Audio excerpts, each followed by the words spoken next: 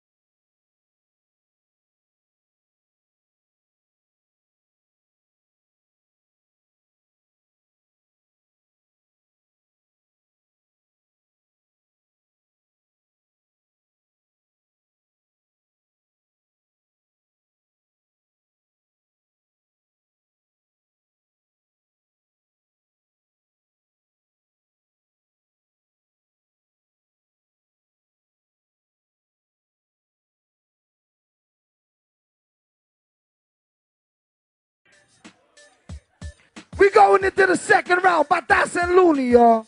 Batas, you ready, Pai? 1, 2, action! Yeah! Akala mo kung sino silang tigas? 6,000 goons, bitch, please! Puro lang naman kayo mga trying hard maging gangster. Dapat tawagin kayong 6,000 wannabe G's. At akala mo kung sino kang primadona, tang-ina ka, kahit konti hindi ka magaling. Dati si Haisi lang daw ang nag-iisang diva sa kampo ng mga Bisaya. Ngayon, dalawa na sila ni Luning Neng. Kaya, Tayo na kaya, sa lahat ng mga umaasa rockstar dito, ako magsisilbing kamatayan. Kung feeling mo ikaw si Kurt Cobain, tangina mo ako, shotgun. Mga kanta mo, nakakaburat pakinggan, ayaw kita marinig. At ang tanging rason lang kaya nandun ako sa album launch mo, kasi pinakiusapan ako ni Reg. At simbaho mo ang iyong liriko, kaya yung magkatambay tayo, nagtataka ako kung sino ang amoy pawis. Tinatanong ko si Mike Smith at isa lang sagot niya lagi, si Looney yun, promise. At bago matapos ng round na to, eto isa pang malutong na putang ina mo para sa'yo at para sa mga fans mo dito na puro Jejemon. Ngayon, kitang-kita nyo na imposibleng umubra si El Cabron sa inyong Panginoon. Time! Batasio! It's Looney time. Time to go. You ready? Real talk. 1, 2, action! Sa tunay na buhay, si Batas ay talagang maamo. Nung isang linggo, parang gago. Nagsusumamo. Sabi niya, Idol, kabisado ko mga tula mo. Kulabo tayo. Gago, kulabo mo mukha mo. Kamukha mo si Hestas, Judas, Barabas. Saksakin ka sana ng mga kupal sa labas para makita nilang lahat na maraming butas ang batas. Abangan niyo to sa YouTube. Bukas ang labas. Mga kataga ko, ang tatabas sa iyong balbas. Di mo kahit takasan, batas walang labasan. Walang batas-batas sa tulad kong walay batasan. Bisaya ni Dong, wala kay Ayo. Kulang ka pa sa ensayo, mag-cocaine ka pa sa banyo. Kasi tingnan mo itsura mo, sumali ka pang gang. May kamukha sa batibot, si Sit. Nasa na si Ali Bangbang. Kahit na patulong ka pa sa katropa mong si Apok. Sabi niya sa akin, ikaw lang daw ang gumawa ng tattoo mo dyan sa batok. Kaya ganyan kapangit, wala ka ng racket kung hindi ka pa sumabit sa akin.